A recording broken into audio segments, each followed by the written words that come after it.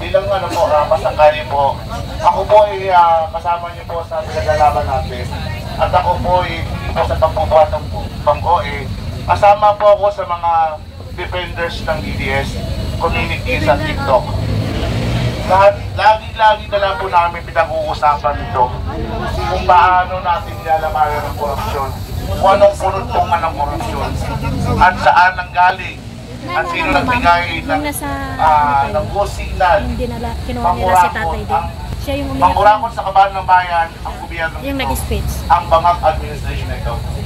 We all know the root causes of all evils, and that brought to one reason. And that is bangag. Ito po, siya po yung talagang ang unod-dulo Hindi niya masasabi na hindi niya alam to. Paano niya sasabihin na hindi niya alam to? Presidente siya. He has yes, we have to follow the command and responsibility. Command and responsibility being the command and responsibility, paano man ang pagkakamali ng iyong tao, pero ang dapat gawin dyan. Okay. Sabihin ko na lang po sa inyo lahat, no? Hindi lang po ako sa loob lang ng TikTok paglaban, pati rin sa ground. Ng sambayan ng Pilipino. Diba? Putang ina niya, siya ngayon ang nagtatago kung saan sa mga bansa dahil takot siya sa ginawa niyang pagnanakaw. Kilala naman siya doon kasi siya magtago. Pero kung talagang malinis ang kanilang konsyensya, bakit sila magtatago? Bakit ayaw nila harapin ang totoong investigasyon? At ang tunay na nag-iimbestiga ay ang taong bayan, hindi ang mga ICI na yan, hindi ang mga kongreso, hindi ang senado, dahil ang taong bayan ang nagpaupo sa mga putang inang politikong yan. Tayo ang nagpahiram ng mandato sa mga politikong ito, kaya tayo din ang babawi ng mandatong pinahiram natin sa kanila. Tayo ang mananawagan na putang ina ninyo, bumaba na kayo sa pwesto dahil wala na kayong makarangyaan at wala na kayong dignidad na iharap sa mga ordinaryong Pilipino. Ang mga kongresistang ito niluklok natin bilang representative natin. Pero bawat aksyon na ginagawa nila, kinukonsulta ba nila mamayang Pilipino? Di ba hindi? Ito pa, ang pagnanakaw ba kailangan ng permit? Ang pagnanakaw ay isang napakalaking kasalanan sa ating bansa at sa mata ng Diyos. Kung ang mga magnanakaw ay walang permit na magnakaw, kung tutuusin, pwede naman tayo mag-permit na mag-rally na walang permit. Bakit ang mga magnanakaw, malaya pa rin silang nakakapunta kahit saan, kahit bilyon-bilyong piso na ang kanilang ninanakaw? Pero itong mga ordinaryong Pilipino na nakipaglaban sa mga magnanakaw ay para bang hinahabol ng mga kapulisan at entel na kailangan magtago ng magtago. Bakit ganun? Ayaw niyong damputin ang tunay na may kasalanan at punot dulo ng kaguluhan sa bansang ito. Sama si Marcos! Ayaw niyong panagutin ang tunay na may kasalanan.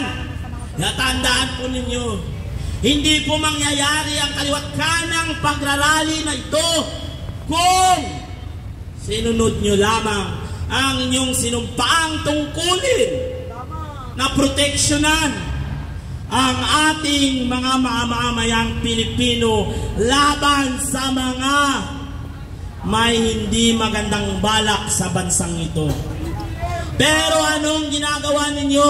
Naging bulag-bulagan lamang kayo dahil kapalit ng salaping sinasampal sa mga mata ninyo. Tandaan po ninyo, Ang labang ito, ang laban namin, ang laban nating lahat. Pag nagtagumpay tayo, lahat ng kapwa ko Pilipino ay kasama dito. Ang taas ulit na magiging tingin sa inyo ng ibang mga lahi at ang ordinaryong Pilipino sa ating kapulisan at kasulunduluhan. Pero ngayon, nababahiran ang kanilang mga uniforme nang hindi natin malalaman kung kanino ba talaga sila nanumpa at kung saan ba talaga ang loyalty nila. Nasa konstitusyon ba o nasa oligarkong mga politikong magnanakaw? Kaya ang panawagan natin, magkaisa. Kung totoo man ang aming nadinig-dinig, sana'y wag naman mangyari na darating ang mga panahon na ang NPA na mga ito'y nakang baril ay hawak na nakatutok sa ulo ng mga kapulisan at kasundaluhan. At ang mga kasandaluhan naman, ilang mga Pilipino naman kaya ang kanilang papatayin pag nangyari yung panahon na yun. Kaya habang may panahon pa, magkaisa na tayo. Kaya sa mga nanonood dyan, huwag nyo sabihin citing to sedition yung sinabi ko. Hindi ako tanga, abogado, wag na ako. Tandaan po natin, may mga bata pang maliliit na walang kamuwang-muwang sa mundo, na labis nang nahihirapan sanhi ng korupsyon na nangyayari sa ating lipunan. Yan ay mawawakasan lamang kung kahit ni kapulisan, kasundaluhan at mga ordinaryong Pilipino ay magkaisa sa isang hangarin. Puksain na, tama na, itigil na ang korupsyon sa bansang ito. At hindi na kayo papayag na patuloy kayong papaikutin ng mga politikong magnanakaw. Ang main goal natin dito para mapuksa ang lahat ng magnanakaw, kailangan bumaba si Marcos sa kanyang kinauupuan. Kasi kung magpapalit lamang ng ibang mga liderato, walang iya, ay ang ulo nakaupong magnanakaw. Ano ang gagawin ng sa baba? Di ba magnanakaw? Mag-a-appoint sila, pero ang kapalit ng posisyon na yun ay pera. Ano ang gagawin ng upong yun? Di magnakaw, babawiin niya yung pinayad doon sa posisyon niyang yun. Ang gobyerno, ang administrasyon mismo ang nagtuturo na magnakaw ang kanilang mga departamento sa gobyerno. Kasi kung walang kapalit ang pwesto sa gobyerno, maglilingkod ng maayos ang mga magtatrabaho. Pero wala. Dahil kay Lisa Tanas, if the price is right, diyan ka sa posisyon na gusto mo. Pero kung hindi ka magbibigay, sorry ka, you're not belong.